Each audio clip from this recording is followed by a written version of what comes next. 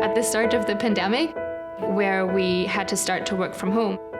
I remember these headlines, the canals are clear again, there's fish coming back, there's birds coming back. All these headlines definitely made it clear what impact humanity has on nature.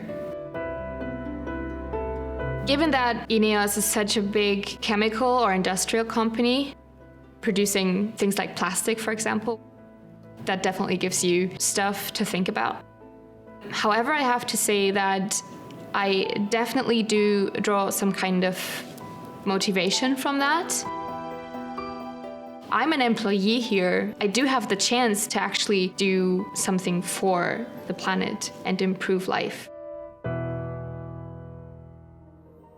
I told my line manager. He was very, very understanding.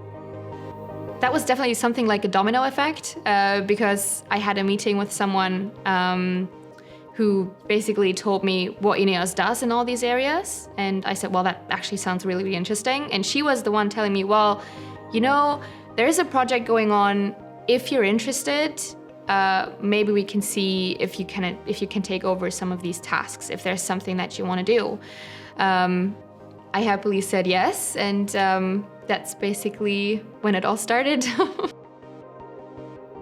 INEOS has a variety of different projects going on in its sustainability efforts. One of the pillars was the substitution of the fossil feedstock through feedstock coming from either biosources or from material that's been advanced recycled.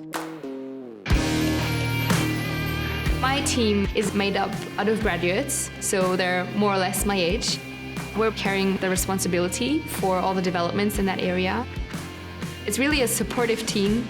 We're really close. We need to be to make sure it works. The overall goal eventually is to have INEOS emissions go to net zero. INEOS is not afraid to give responsibility to young and motivated people. You're giving chances, you're giving challenges. You can change something here. They want to hear your ideas, and it's appreciated. They support you on that one, they give you the opportunities, and off you go.